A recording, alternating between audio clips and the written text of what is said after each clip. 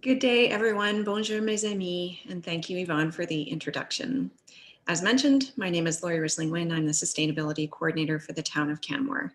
And I'm sitting here at home in Canmore, but really wishing we could all be together in St. John's, whale watching, kissing cod, getting screeched in, and oh yeah, attending the FCM Sustainable Communities Conference. But I'm really grateful to FCM for taking the conference online so that we can still share our projects with you and learn and be inspired by one another. And I'm also extremely grateful to have been part of the team here at the town of Canmore that brought this small but mighty project to life. And we were pretty surprised that we won in the waste category this year. Ours is a pretty humble project, and I'd like to take the next few minutes to talk to you about it. Our project is a story about food waste. And I'm sure you're probably all thinking, food waste, that's so 2010. But it's not really just a project about food waste. It's about uniqueness of place and place-based solutions.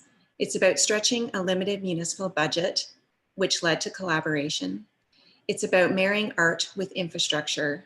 And it's about meeting the sustainability goals of one area of the town without sacrificing those of another. And to have our story fully make sense, I first need to ground you in our place. So we live here in the Bow River Valley on the eastern slopes of the Canadian Rocky Mountains. And this is also a good time for me to acknowledge the original stewards of the land, the First Nations of Treaty 7. The treaty area covers 130,000 square kilometers from the Rocky Mountains to the Cypress Hills in the east, from the Red Deer River to the US border in the south.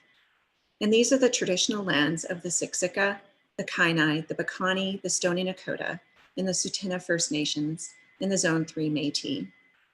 These First Nations were the original caretakers of the land and the animals that live here, and they offer us many ways of knowing that help to inform the solutions to the challenges we face today.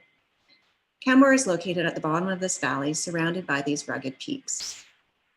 And we're also surrounded by provincial protected areas, those are the green areas on the map, by wildlife corridors, those are the red areas, and we're the gateway to Banff National Park, which is off to the top left of the map.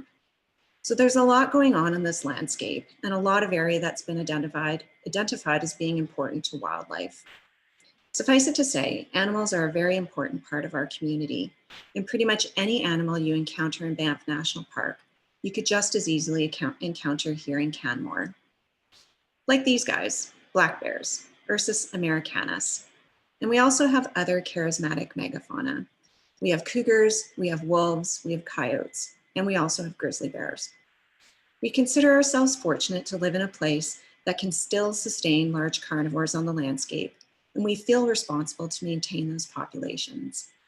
Environmental stewardship ranks consistently as a high priority for Canmoreites, and one of Council's strategic goals is to coexist near wildlife. This also makes dealing with things like community waste much more challenging. The typical way of collecting waste in Canadian communities, such as curbside pickup, doesn't work here in Canmore. Bears can easily access these bins, and the bears that live in the Rocky Mountains live in a constant state of food scarcity. So food waste at the end of every driveway is just too tempting and too accessible. So this system simply cannot work here. We need a different system. A food conditioned bear is a dead bear. Once a bear gets a human food reward, they will keep coming back to seek out those unnatural food sources. Therefore, we needed a design solution that protects our local wildlife populations. But new infrastructure is expensive, and it was easy to park the idea of a food waste collection program while we focused on other things. But fortunately for us, we had a very active community advocacy organization that were instrumental in keeping this project top of mind. CORE, Canmore Organics Recycling, is a dedicated group of Canmore citizens who advocate for the program and pushed council to make it a priority. CORE had been lobbying council for many years to implement a collection program, and they also made it clear they were willing to help with the implementation. They'd presented to council several times. They'd advocated by supporting within the town through research. They presented ideas from other communities, and they demonstrated widespread support for the program. And this was instrumental because council really needed to know that that support was there before they deliberated and approved the budget. So with the support of CORE, we got council approval, but we still had a very limited budget. So we did what most communities do when we're cash strapped. We went looking for help, and we looked to the big city for inspiration. And fortunately for us, Metro Vancouver stepped up and was willing to help. They'd done some really great work on their Food Isn't Garbage campaign. And although we thought it was a long shot, we asked them if they'd be willing to share their campaign materials with us. And to our amazing surprise, they were. They sent us their files and they allowed us to change the content to suit our purposes. And all that they acknowledged in return was that we acknowledged that the creative content came from them, which we were more than happy to do. We're actually pretty shocked that Metro Vancouver was willing to share their materials with us and be so generous. And it saved us a significant amount of time and money. Our reaction reminded me of that IKEA commercial. You remember the one when the woman is looking at her receipt and looking over her shoulder. She can't believe what she bought with so little money, and she's yelling at her husband to start the car. Yeah, you remember the one, this one. Well, this is pretty much how we felt after Metro Vancouver agreed to share their campaign materials with us. And if I haven't thanked them enough already, we are extremely grateful to them for their support. And it's a pretty awesome campaign. Looking at it, you can see how endearing and engaging it is. Who among you could ignore the pleas of food scraps with googly eyes? These little critters inspire residents to separate their food waste from garbage because it's the right thing to do and because that little chicken drumstick would be extremely happy. And it worked really well in Canmore, as I assume it also did in urban Vancouver. Our residents loved it. It had simple, clear, concise, engaging messaging.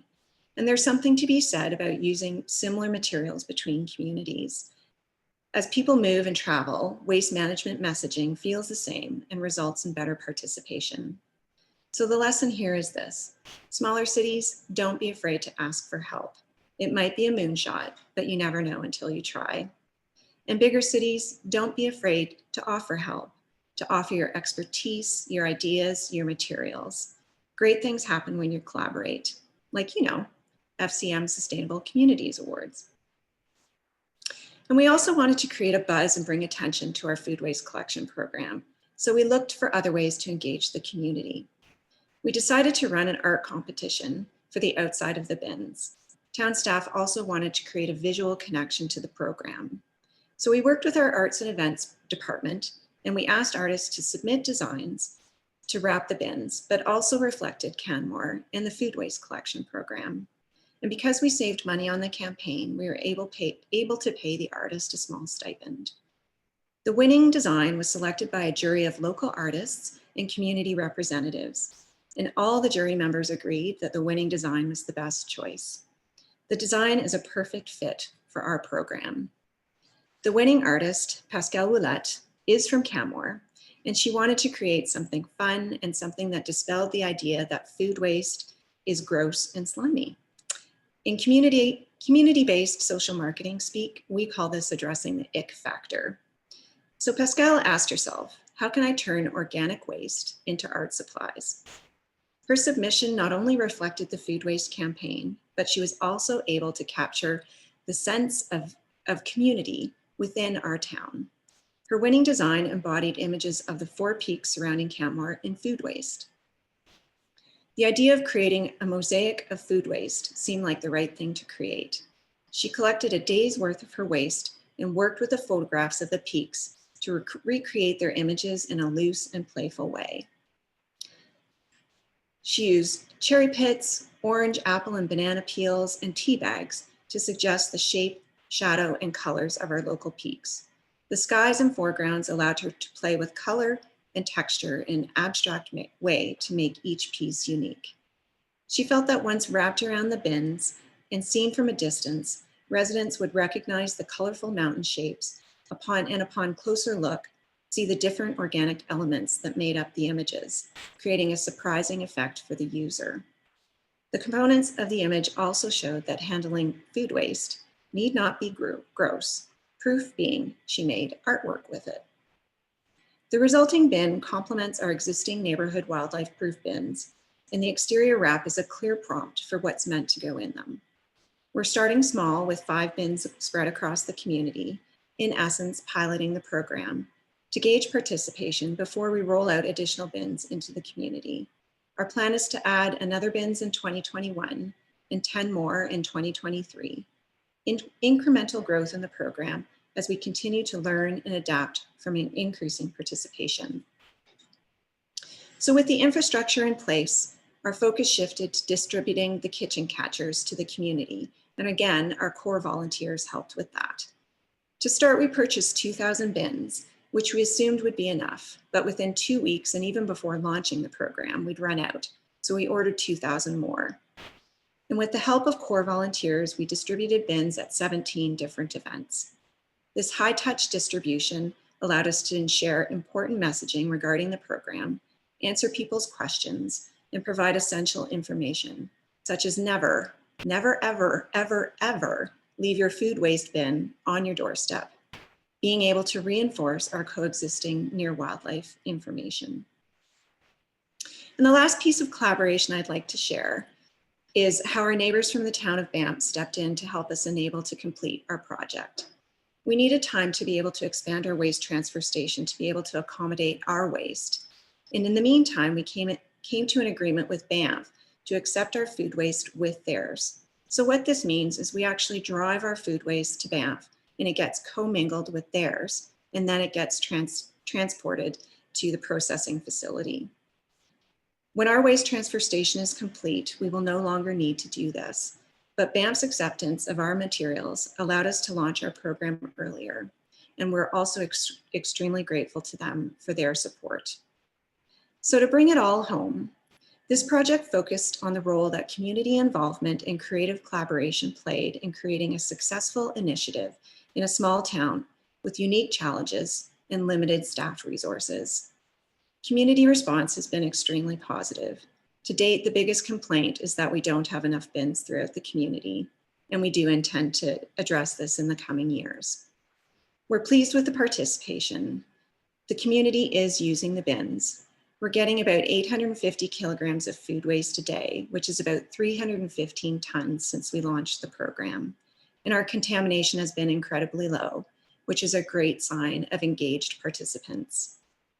Our unique collection of constraints forced us to be creative, which resulted in a unique community-based campaign. Developing and launching our program was a team effort. There was a remarkable willingness of both internal town staff and individuals from other organizations that worked together to go beyond to make this initiative happen. So to quote John, Paul, George, and Ringo, we got by with a little help from our friends. And collectively, we're all making a difference. So with that, I'd like to thank you for your attention. Merci beaucoup. And I look forward to answering any questions you might have about our project. And on behalf of the town of Canmore, I'd like to again thank FCM for acknowledging the work of our team and of that of our collaborators with this excellent award. Thank you very much.